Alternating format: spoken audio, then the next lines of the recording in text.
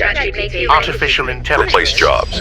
I've been thinking about AI for a long time, since I was in college, really. It's one of the things that, just sort of 4 or 5 things I thought would really affect the future dramatically. I think fundamentally there are 2 strategies to build on AI right now. There's one strategy which is assume the model is not going to get better, and then you kind of like build all these little things on top of it. And then there's another strategy which is build assuming that OpenAI is going to stay on its same rate of trajectory. It would seem to me that 95% of the world should be betting on the latter category, but a lot of the startups have been built in the former category. And then when we just do our fundamental job, which is make the model and its tooling better with every crank, then you get the OpenAI killed my startup meme. As you can see, the AI hype is real and it's not slowing down anytime soon. But what does this have to do with you? Well, let me keep it simple. If you look back a couple of years ago when the smartphone first came out, or when the dot-com bubble exploded, or even recently the rise of Bitcoin, one thing they all shared in common is that each of these produced a pot of generational wealth. And I'm making the bet that AI will do the exact same thing. But what does that have to do with you in general? Well, if you're like me and you're in your 20s, or you have an idea you want to push to the world,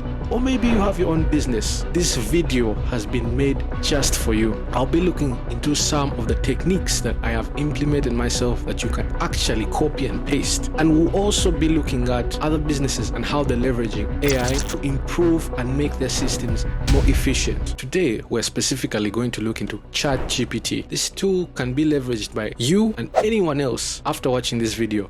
I'll be breaking it down in 3 simple steps. These steps will be the beginner stage, intermediate stage, and the advanced stage. At the end of the video, I'll also be showing you resources and other channels that you can go through that have helped me implement some of these systems myself. Yeah, before I forget, just to give you a heads up, I'm currently using the paid version. So there are some features and tools that are here that you won't see in the free subscription. So keep that in mind. And for anyone who's watching and you're using the free version, I do apologize, but the video should show you all the features that you're missing out on. All right, enough about that. Let's get started. I've categorized the beginner stage into 4 parts: prompting tips, the share feature, editing your prompt, and finally the voice chat. Alright, so once you've logged into the app, you should be able to see a UI similar to this. So whenever you open up the app and you want to interact with ChatGPT, you come with an intention, an objective, something you want to be sorted out for you. Sometimes you're using the model or you're interacting with it and it's not giving you the right feedback, or it's not good enough. And this part of the section, I'm going to show you what makes up a good prompt. The first thing to note is you need to understand what a prompt is. A prompt is like an instruction that you're giving to the model. So a good prompt will give out a good output. A vague prompt will give out a vague output. And a bad prompt will give out a bad output. So prompts can be broken down into 6 key components. Number 1 being tasks. Tasks can be looked at as simple or complex. I'll give you an example. Let's assume you have a simple task. You want to impress a girl. So you can tell ChatGPT, give me ideas on how to impress this girl. Like that, it will start giving you a response that is actually interesting. Be genuine, listen actively. Okay, these are really good. Now let's make the task a bit more interesting. I'm telling the model, I have a date tomorrow and I really like this girl and I want to impress her. She really loves chocolate and loves South African food. She is turning 23 and I want to give her the perfect present and later ask her out. Give me the perfect game plan on what to do to impress her. So it now responds by saying, oh, this is exciting, and begins giving you a step-by-step process so you can tell the difference between my simple task and my complex task. Here's the final output that it gave me for impressing this girl.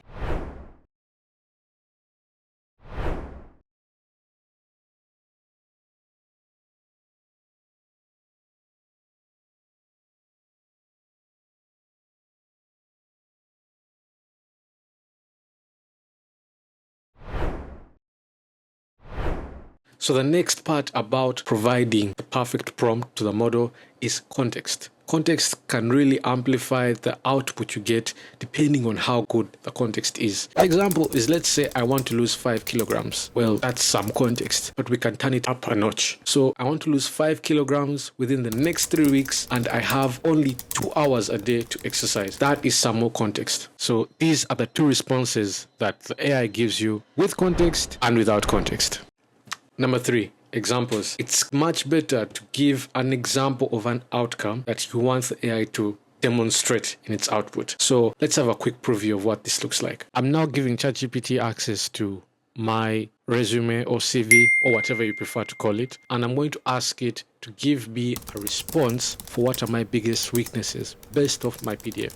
Now, this is a feature that's only available to a paid version of ChatGPT. So let's have a look. One of my biggest weaknesses is my tendency to take on too many responsibilities at once, which is actually true. I'm highly motivated and enthusiastic about my work, particularly in areas related to AI and software development. This drive sometimes leads to blah, blah, blah, blah, blah. So now I'm asking the model with an example attached to it. Write an answer to what's your biggest weakness using the STAR framework. STAR stands for situation, task, action, and result, and gives me an example of what could have happened. During my internship I was part of a team responsible for testing task. As a trainee, my primary task was action, driven by my enthusiastic. And so this is an example of a proven framework that can be used to help you answer certain questions about your resume or your CV or a cover letter using ChatGPT. Number 4. Persona. Persona is a role where the AI takes on the position of someone else. I'll give you an example. I'm asking ChatGPT who is a better football player, Cristiano Ronaldo or Lionel Messi. So let's see what it gives. All right, so it starts to respond by saying the debate over whether Cristiano Ronaldo or Lionel Messi is the greatest player on the planet is one of the most heated topics, blah, blah, blah, blah. So this is a very basic response. Let's turn this up a notch. You are the famous football commentator Peter Drury, and I want you to give me a captivating response on who the greatest football player on the planet is, Cristiano Ronaldo or Lionel Messi. Give arguments for supporting why one is better than the other. And right from the go, you can see the tone it's using is slightly different. Ladies and gentlemen, football lovers around the globe, this is Peter Drury. And today we delve into the grandest debate that has graced the beautiful game. Who stands tall as the greatest football player on the planet? Is it Cristiano Ronaldo, the majestic maestro of power and precision, or Lionel Messi, the sublime sorcerer of skill and subtlety? So this is something Peter Drury could actually say. Once again, these are outputs that the AI responds with a persona and without a persona. Number 5, formatting. This is a lifesaver. I cannot tell you how many times I actually use this to get away with so much stuff that I would spend hours doing. So here's an example. I have now decided to create a company named Babbler that creates websites for people. And me as a CEO, I want to come up with templates that will be used to welcome new developers to my company. I also need them to follow a certain schedule for their first few days at the company. So stuff to showing them around the building, showing them where they'll be working and that kind of thing. So what the AI now does is it creates the perfect email template that you can copy and paste and use anywhere, anytime. It then also comes up with a perfect template that could be used for any field, not just for new developers. And like that, you've saved yourself some time that could be used for something else. As a student, this saved me so much time and trouble. The last one is the tone you use. So not all the time you would want some generic response from ChatGPT. Sometimes you want it to sound professional, optimistic, maybe even pessimistic, depending on the scenario. And adding that little section to identify the tone to use is what will separate a good prompt from a very good prompt. Let's look at all this together. So these are the 2 responses, one with the prompt and all the additional tips to make the prompt really good, and one without the prompt that clearly has a lot of gaps missing. There you have it, the perfect prompt right at your disposal. Now the question comes, okay, Mark, so what if I can make all this? It's meaningless if I have to copy paste and it's so time consuming. So one thing you should know about ChatGPT, there is this little feature. So you could share the chat across different social media by copying the link and sharing it, and anyone with that link will be able to review your conversation. Now, I understand typing all these instructions can be a bit tedious. That's why the voice chat feature is something that could make your interactions with ChatGPT easy and also give you a more intuitive interaction between you and ChatGPT. Hi, I was wondering, I want to buy a bunch of business books to help level my game in the business field. What books does Patrick Bet David recommend? Patrick Bet David recommends several business books that can help you level up your game in the business field. Here are some of his top picks. 1. Think and Grow Rich by Napoleon Hill, a classic book on mindset and success principles. 2. How to Win Friends and Influence People by Dale Carnegie, a guide on improving interpersonal skills and building relationships. 3. The 48 Laws of Power by Robert Greene offers insights into strategies for gaining and maintaining power. 4. Good to Great by Jim Collins analyzes why some companies make the leap from good to great and others do not. 5. The Art of War by Sun Tzu, ancient wisdom on strategy and leadership. 6. Blue Ocean Strategy by W. Chan Kim and Renee Moborn focuses on creating new market spaces and making the competition irrelevant. 7. Outliers by Malcolm Gladwell examines the factors that contribute to high levels of success. You definitely get the idea. All right, so let's jump into the next section, the intermediate guide. The first part I want to introduce is custom instructions. Honestly, I do think everyone needs to use custom instructions, but don't take my word for it. Let me show you what they're all about. All you need to do is head over to this top right corner and tap the icon with your name in it. Hit Customize ChatGPT, and you should be able to see this interface. Now, the first box is where you can give more context about yourself and what work you do and everything that you want the model to know about you. The next one will give ChatGPT idea on how you want it to respond with each message in each chat. Once you fill this in, you should be able to interact with the model in a much more tailored and customized way just for you. By doing this, you're telling ChatGPT exactly who you are, what you want to do, and how you want it to respond. That way it's been tailored just for you for every new chat you create. So one thing about myself, I prefer to always keep this section always short because it's given me the best responses by doing that. So for this section, after trying out so many different instructions, I found a YouTube video from Futurepedia that has the best instruction, in my opinion, about how it should respond. So basically here it's telling the AI not to mention it's an AI. It also says do not mention your knowledge cutoff and a bunch of other specific details. I'll leave a link to his video in the description below and also the instructions that are in this prompt as well. One thing to note, there are a bunch of capabilities that GPT can do. So browsing the internet, DALL-E for creating images, and the code interpreter for executing code. All these could be turned on and off depending on your preference. I prefer to keep mine on because I use all of them. And you can turn on custom instructions for new chats. That means every time you start a new conversation, ChatGPT will have context about the specifications that you're giving it. Tap the save button and then proceed. Now, one thing to remember is that these instructions work for me. You may want to add some extra details about specific stuff you don't want it to talk about, or you want to make it even more analytical on your prompts. That's entirely up to you. All you have to do is experiment. Remember, it's all about try and error in this situation.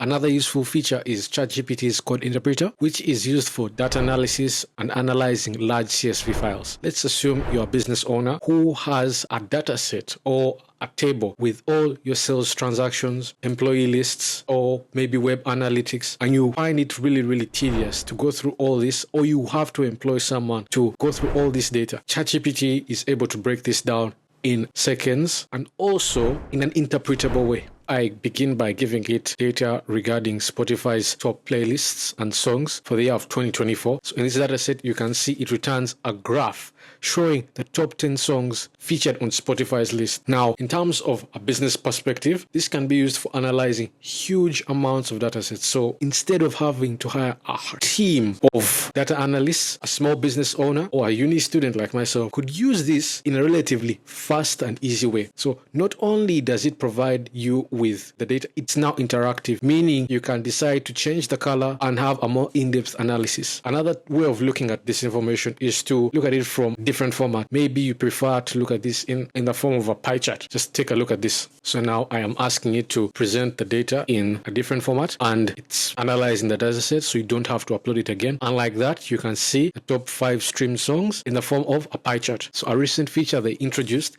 is the interactive mode where you can actually interact with your data. So in this example, I am looking at the top 10 songs by Spotify streams, and I can now visually see one dance had 3.1 billion streams. To make this even better, let's assume I prefer the color beige or blue. And the best part about all this, once it has finished processing and analyzing all this data, tap a button and to begin to download. And like that, you have your data presented to you.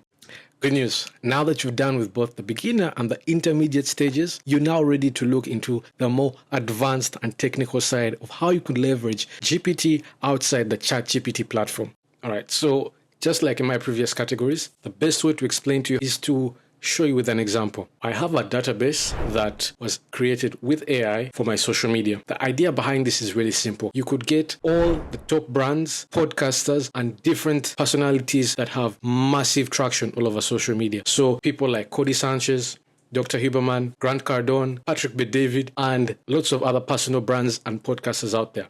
Now, what you could do is to store that information in a database in Notion and leverage that for your own social media. There are two ways you can do this. One, you could now store the URLs. So you create a Python script that can go through each URL and download the videos and react to them.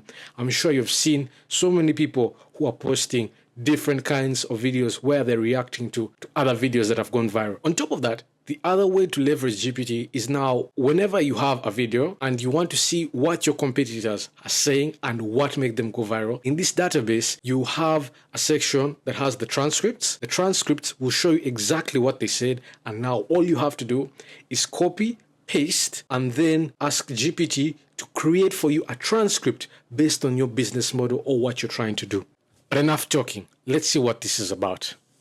As you can see, I have a table in Notion called competitor analysis, and I've categorized them into educational, motivational, tutorial, and reaction videos. So you can see here, I have a bunch of authors. They have been categorized accordingly. So I have clips from Chris Williamson, Iman Gadzi, Eddie Abiu, Jordan Peterson, Stephen Bartlett, The Best of Dropouts, Huberman Lab, Mr. Vusi Thembikwayo, Robert Kiyosaki, and it also shows you the number of comments, the likes, the category, and also the platform. The data is incomplete because I only have data from YouTube and Instagram. But if you come over to this section, you could see the transcript for exactly what they said. And all you have to do is now copy, ask Notion's AI or probably ChatGPT to create for you a transcript that you could use for your own business. Now that you know what Cody Sanchez said in one video, you can now replicate. You have a starting point for what to say in your next video. Like I said, I've actually used this in my own videos, and you can clearly see